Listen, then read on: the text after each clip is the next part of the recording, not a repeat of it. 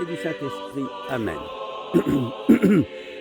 Parmi tous les, les travers qui viennent hanter l'homme dans son esprit, dans sa psychologie du quotidien, il y a cette chose détestable qui est le culte de la personnalité, l'autosuffisance, la surestime de soi, tout travers qui viennent dénaturer la conscience du chrétien, le pourquoi de sa mission, et puis aussi chez les prêtres, l'altération du message du Christ dont ils devraient être porteurs, dont ils sont porteurs. Le culte de la personnalité, il vous suffit de regarder les livres, les journaux et surtout ce média qu'est Facebook et les autres médias d'ailleurs, pour vous en convaincre, où nous voyons des hiérarques mettant des photos d'eux-mêmes tout à fait avantageuses et finalement on se demande mais pourquoi ? Bien sûr, lorsque je fais une vidéo, vous voyez ma pauvre tronche, mais c'est parce que je peux filmer la nature, c'est sûr, et parler, ça je peux le faire. Et puis je n'ai pas les moyens techniques de ne conserver que ma voix pour faire autre chose, ou je ne sais pas le faire, enfin bref. Donc je fais comme ça et vous voudrez bien m'en excuser. Je préférerais vous montrer de belles images que ma figure. Mais c'est comme ça. Mais pour autant, sauf cas exceptionnel, il n'est pas normal qu'un hiérarque se montre trônant, quel que soit son degré dans la hiérarchie d'ailleurs. J'ai toujours à l'image ce patriarche serbe Pavel, qui, paix à son âme, mais il est au paradis bien sûr, qui se promenait dans le marché de son pays, de sa capitale, en soutane, tout simple, petit bonhomme avec son cabas où il faisait ses courses. Bien sûr, les gens le reconnaissaient et venaient lui demander sa bénédiction qu'il donnait avec joie. C'était un homme parfaitement bon, complètement intériorisé et d'une grande humilité. J'ai l'image aussi de Saint Jean de Shanghai qui, dans son humilité, allait jusqu'à célébrer le plus souvent possible en chasuble de prêtre et non pas dans ses grands habits de cérémonie.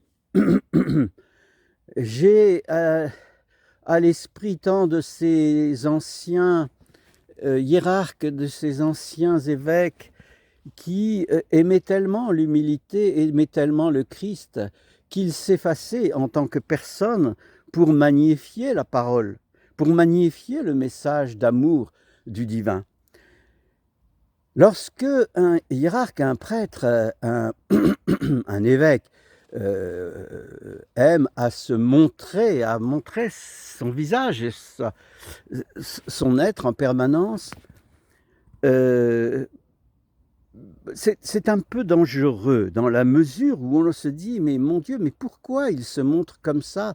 Il est, j'aimerais mieux le voir par exemple quand il prend son petit déjeuner le matin, ou quand il va dans sa chapelle privée, il n'a pas revêtu tous ses atours, etc.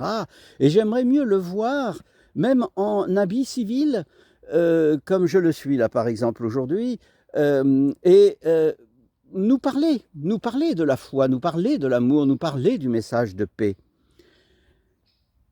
La surestime de soi, c'est un danger considérable. Je disais tout à l'heure que c'était le risque de l'altération de la parole du Christ, qui cherche à magnifier l'humilité, la pauvreté en esprit, le dénuement, la simplicité.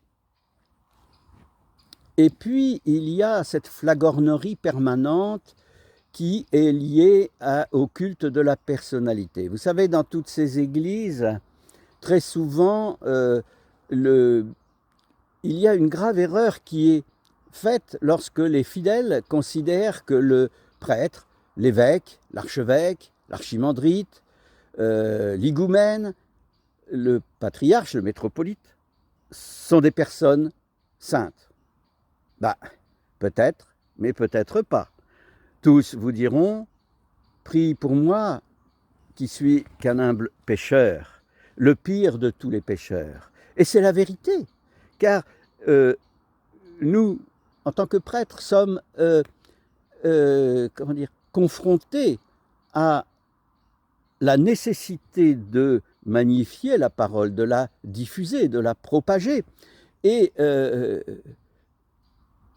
nous devons le faire dans l'humilité, nous devons le faire dans la simplicité, nous devons le faire dans l'effacement de nous-mêmes vis-à-vis d'autrui, surtout vis-à-vis de la parole, cette perle, ce trésor considérable qui nous a été donné par le Christ. Dieu nous est apparu, puisque nous voilà à la veille de Noël, dans sa simplicité, et non pas dans un hôtel de luxe, mais tout simplement dans une étable, dans une crèche, comme on dit, c'est-à-dire un lieu où les animaux viennent se réchauffer dans la nuit froide, viennent manger et viennent se reposer.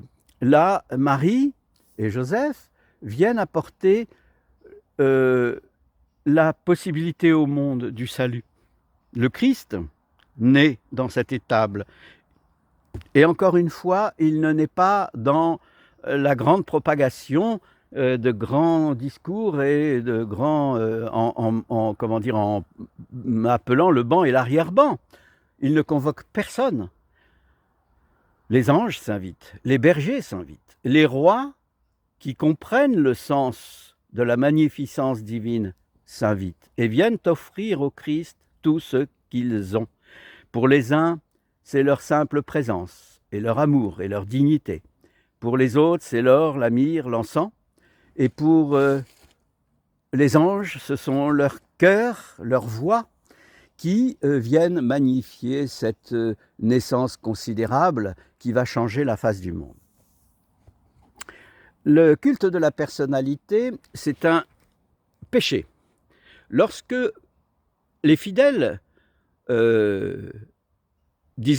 mettent sur un trône surélevé leur évêque, ils croient faire bien. Mon Dieu, ils ne font pas bien. Ils croient faire bien et en magnifiant, en surélevant leur évêque. Mais non, c'est pas ça dont l'évêque a besoin.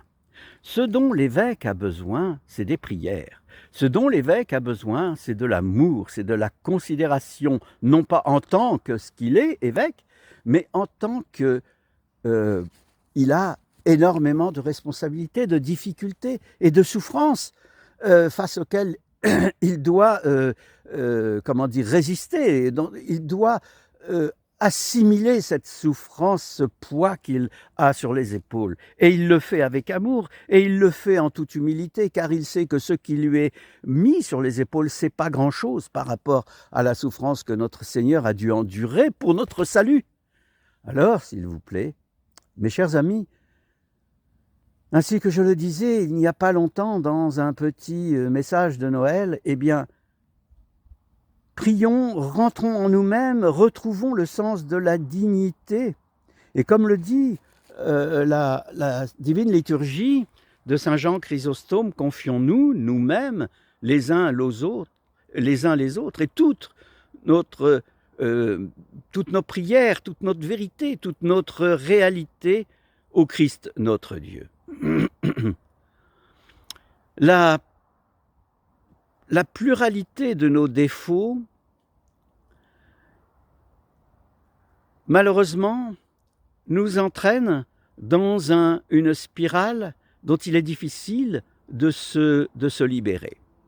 Alors ce n'est uniquement que par la prière, que par la conscience de ce qu'est le christianisme réellement, de ce qu'il est dans sa profondeur, dans sa réalité, que nous pourrons découvrir le sens, la voie et les moyens de la libération qui sont à notre porte, à notre portée, en évitant tous les travers, toutes les erreurs vers laquelle Satan nous invite, nous entraîne, en suscitant chez nous ce défaut de la surestime de soi, du culte de la personnalité. Nous aimons saint Séraphin de Sarov, qui lui nous aimait, et il disait toujours à chaque fois qu'il voyait une personne: «Bonjour ma joie, prie pour moi, humble pécheur». Alors voilà ce que nous devons faire tous les uns les autres, à l'image de ce saint homme qui vivait dans la simplicité et l'humilité. Prions les uns pour les autres, prions pour nos évêques et pour nos prêtres, et faisons en sorte de voir à travers eux le Christ et non pas la magnificence de leur fonction et de leur personne, au nom du Père, du Fils et du Saint-Esprit.